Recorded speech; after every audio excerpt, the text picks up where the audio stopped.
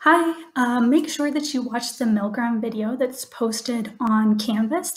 That will go more into detail of the methods and the results of Milgram's study.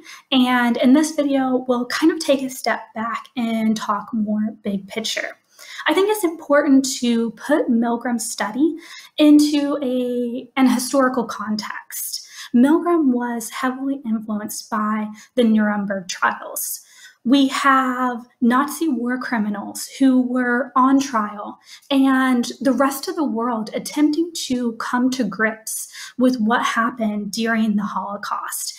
And many around the world looking at these individuals on trial and saying, what is it about them that made them capable of these crimes? There must be something fundamentally different about them. Something fundamentally different between them that made them capable of those acts, whereas you and I would not be capable of such actions. And so if we think about, if you think about yourself, would you be capable of carrying out the actions of many of these individuals who were in Nazi Germany?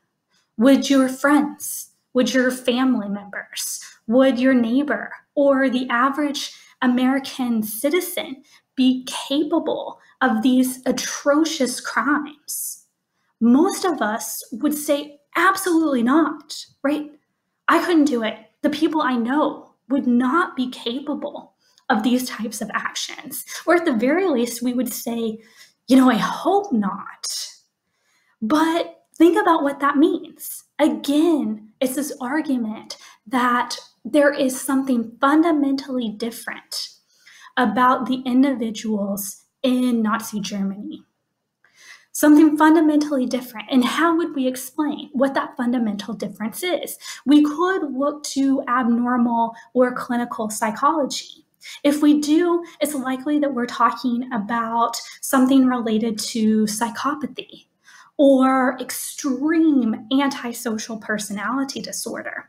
If we look to criminology, we could say maybe something similar to serial killers or mass murderers.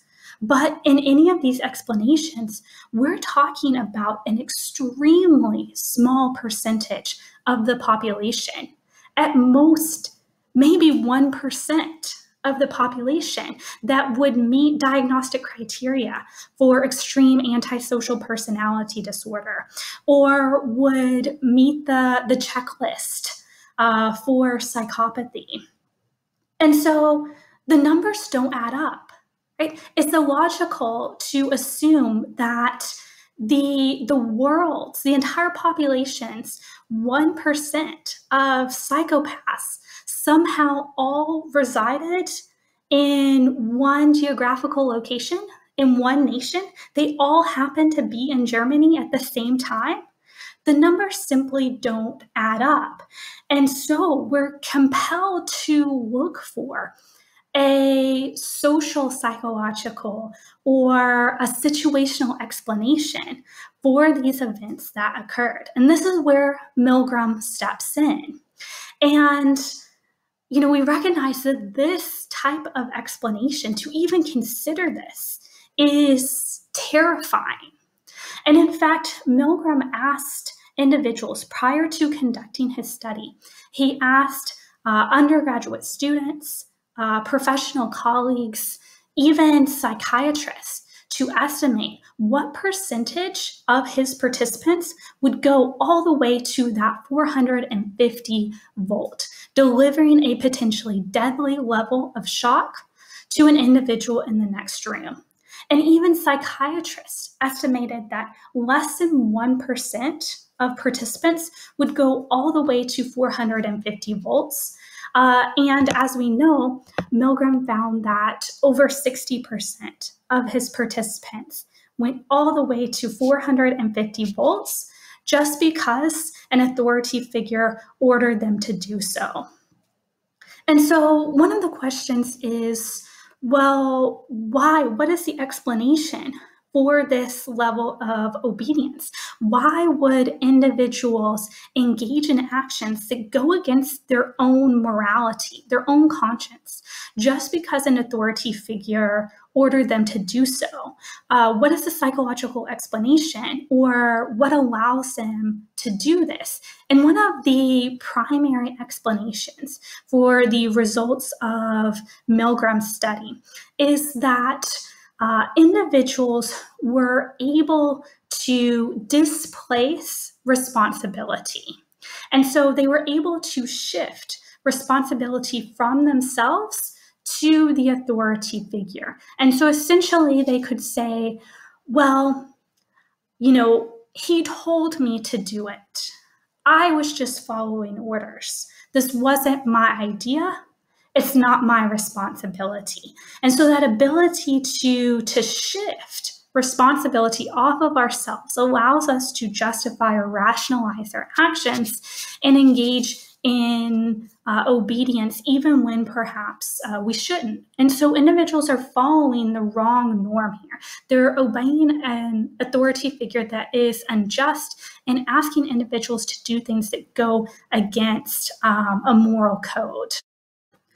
And so it's not that Milgram's participants were evil or that they were getting some sort of violent thrill out of this experience. These are not terrible people. They weren't enjoying this process, but they felt compelled through the prods of the experimenter, telling them to keep going, to keep delivering shocks. As you saw in the video, it appears as though one participant is laughing, but it should be noted that reportedly several of Milgram's participants engaged in hysterical laughter, which is a sign of extreme psychological distress. And many participants displayed these types of signs. So fidgeting and rocking back and forth. And in fact, Milgram got quite a bit of backlash after the results of his study for subjecting his participants to such extreme stress.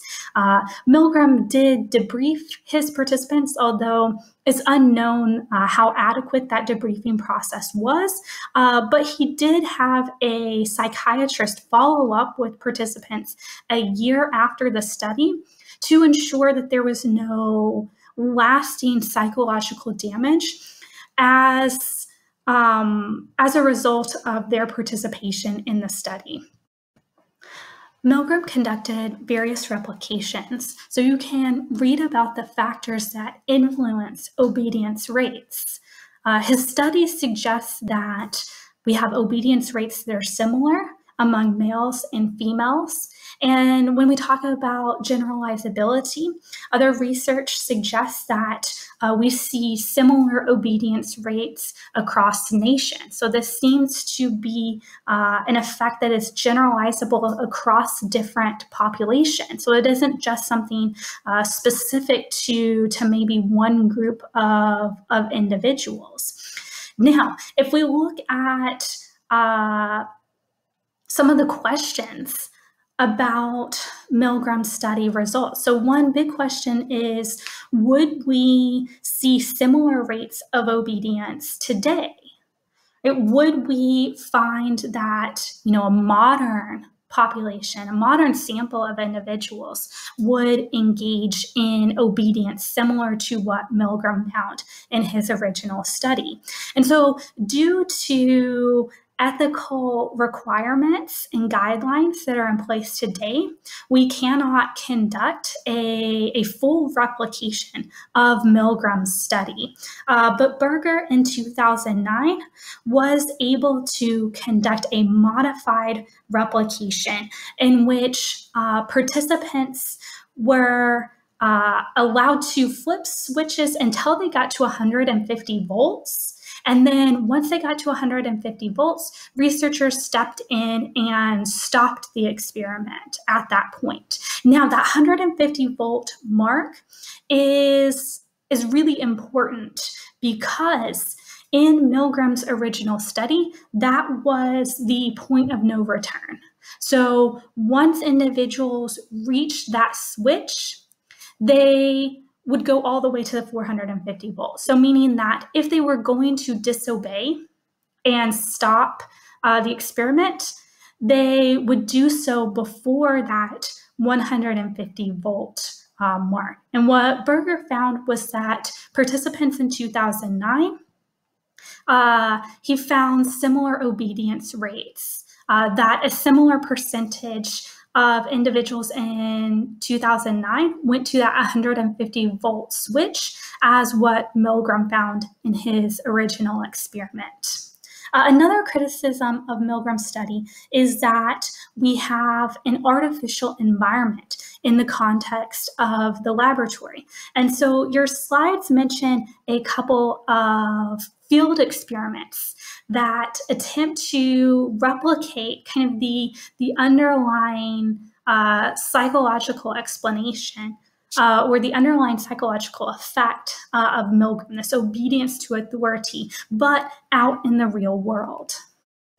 So for instance, Bickman in 1974 conducted a series of experiments in which a Confederate dressed as either a civilian, a milkman, again 1974, or a security guard asked pedestrians out in the public, out on the street, to engage in various tasks. So our Confederate would order the pedestrian to either place a dime in someone else's expired parking meter or to pick up a piece of litter that someone else had dropped. So what Bickman found was that a shockingly high percentage of pedestrians would follow the order of the Confederate when he was dressed as a security guard. And this is kind of shocking because, again, this is a field experiment. These are real people out in the real world. So we can generalize to real world circumstances. But it's shocking because, first of all, our Confederate is dressed as a security guard, which could be perceived as an authority figure, but it's not a policeman.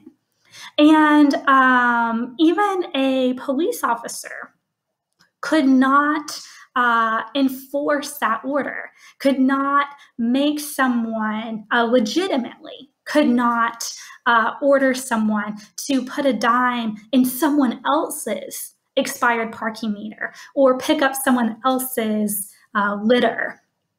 And so we see this field experiment kind of replicating this norm of obedience to authority.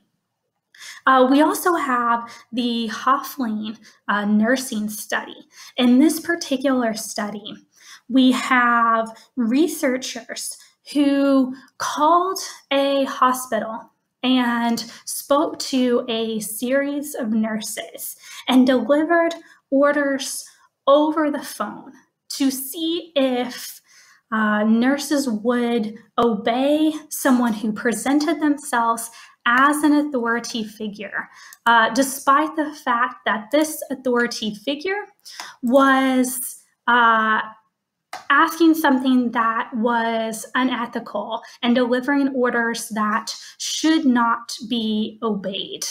And so Dr. Smith called 22 different nurses and asked these nurses over the phone to go in and deliver 20 milligrams of estratin to a patient Jones. Now, there are several reasons why this order should not have been followed, why it was illegitimate. First of all, it was against protocol for nurses to take orders over the phone. Second, there was no Dr. Smith who worked at the hospital.